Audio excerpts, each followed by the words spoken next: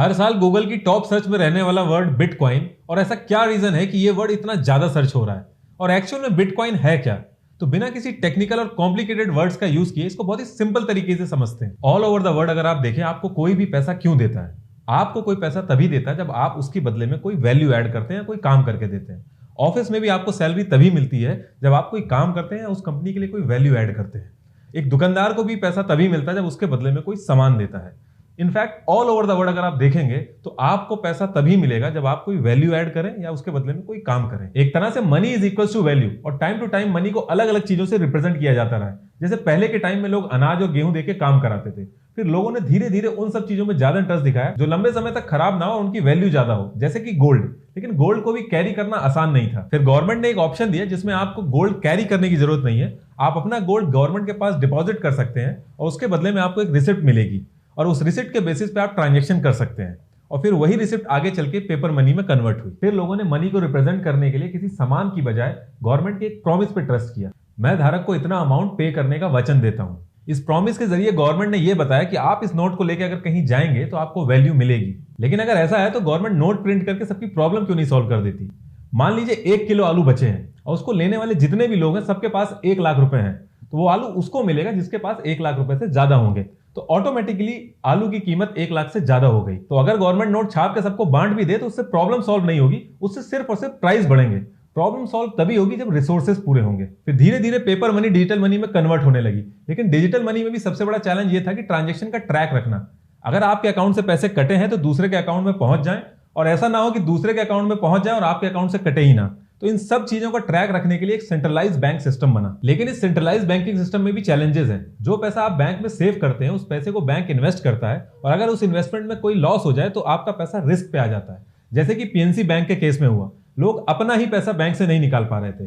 2008 में Lehman Brothers जब नुकसान में आया था, जो कि एक फाइनेंशियल इंस्टीट्यूट है, पूरे ग्लोबल लेवल पे एक रिसेशन आ गया था। अगर आज की डेट में सब लोग एक साथ बैंक से अपना पैसा मांगने लगे तो बैंक दे ही नहीं सकता।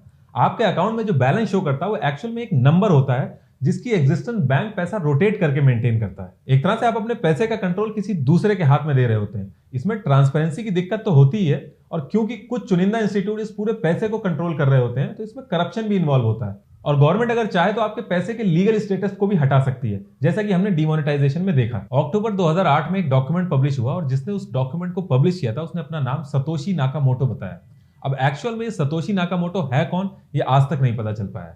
तो इस पर्टिकुलर डॉक्यूमेंट ने सजेस्ट किया जो हमारा करंट बैंकिंग सिस्टम है उसको कैसे रिप्लेस किया जा सकता है बिटकॉइन करेंसी के थ्रू। तो एक्चुअल में इसका मतलब क्या हुआ? इसका मतलब हुआ जो करंटली हमारा बैंक एक सेंट्रलाइज सिस्टम बना के सारे ट्रांजैक्शन के रिकॉर्ड मेंटेन कर रहा है और मेक श्योर कर रहा है कि ट्रांजैक्शन सक्सेसफुल हो, उसका एक ऑल्टरनेटिव भी देखा जा सकता है बिटकॉइन करेंसी के थ्रू। वैसे कई सारी क्रिप्टो करेंसीज मार्केट में आ गई हैं, लेकिन हम यहाँ पे बिटकॉइन का एग्जांपल लेके चलेंगे। जब आप पेटीएम से कोई प्रोडक्ट खरीदते हैं या कोई ट्रांजैक्शन करते हैं तो आपको कुछ रिवॉर्ड पॉइंट्स मिलते हैं। जनरली वो रिवॉर्ड पॉइंट्स पेटीएम के अंदर यूज होते हैं। अगर वो रिवॉर्ड पॉइंट्स बाहर यूज होने लगे और हर कोई उसको एक्सेप्ट करने लगे तो उसकी वैल्यू बढ़ जाएगी। सेम यही चीज होती है बिटकॉइन के केस में। बिटकॉइन एक क्रिप्टो करेंसी है, आगे चल के उसकी एग्जिस्टेंस किस लेवल पे होगी ये डिपेंड करता है कि उसकी एक्सेप्टेंस कैसी है, लोग उसको किस तरीके से एक्सेप्ट कर रहे हैं और कहां एक्सेप्ट कर रहे हैं। बिटकॉइन एक डिजिटल क्रिप्टो करेंसी है, उसकी फिजिकल कोई एग्जिस्टेंस नहीं है। जब आप कोई बिटकॉइन खरीदते हैं इसका मतलब आप एक स्पेसिफिक बिटकॉइन एड्रेस खरीदते हैं जिसके थ्रू आप ट्रांजैक्शन करते हैं एक दूसरे स्पेसिफिक बिटकॉइन एड्रेस पे। बिटकॉइन एक ऑटोमेटेड स्ट्रक्चर है, इसके लिए आपको बैठ के प्रोग्रामिंग या कोडिंग नहीं करनी है।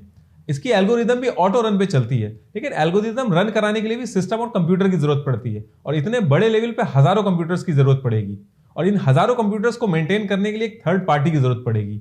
लेकिन अगर थर्ड पार्टी इन्वॉल्व होगी तो बात घूम फिर के वही बैंक वाले स्ट्रक्चर पे आ जाएगी कि सारा कंट्रोल एक थर्ड पार्टी के पास चला जाएगा। तो इस चीज को अवॉइड करने के लिए बिटकॉइन माइनिंग का कॉन्सेप्ट आया। इसमें लोग अपने कंप्यूटर्स लगा के एल्गोरिदम रन कराते हैं, और जब ट्रांजैक्शन सक्सेसफुल होती है तो एज अ रिवॉर्ड बिटकॉइंस मिलते हैं। क्योंकि ये सारा सिस्टम एक डिस्ट्रीब्यूटेड और ब्लॉकचेन की फॉर्म में है, तो इसमें किसी एक इंस्टीट्यूट या एंटिटी के पास पावर जाना या फिर हैक होना, ये सारी प्रॉब्लम सॉल्व हो जाती है। अगर बिटकॉइन माइनर्स ऐसे ही बिटकॉइन जनरेट करते रहेंगे तो बात घूम फिर के वहीं आ जाएगी जो मैंने आलू वाले एग्जांपल में समझाई थी, महंगाई बढ़ जाएगी। तो इस चीज को अवॉइड करने के लिए पहले से ही ये कंफर्म है कि 21 मिलियन से ज्यादा बिटकॉइन जनरेट नहीं होंगे। एक बिटकॉइन माइनर को कितने बिटकॉइन एज अ रिवॉर्ड मिलेगा ये डिपेंड करता है कि कितने लोग कंप्यूटर लेके बिटकॉइन माइनिंग कर रहे हैं। 2009 में 200 बिटकॉइन आप 2 से 3 दिन में जनरेट कर सकते थे, लेकिन आज की डेट में अगर आपको एक बिटकॉइन जनरेट करना है तो उसके लिए आपको 150 साल से भी ज्यादा लग जाएंगे। अब बिटकॉइन के डिसएडवांटेजेस क्या क्या है? पहली चीज, ये हर जगह एक्सेप्ट नहीं होता। दूसरी चीज, गवर्नमेंट का इसमें इन्वॉल्वमेंट नहीं है, तो इसमें इलीगल एक्टिविटीज बहुत ज्यादा होती है।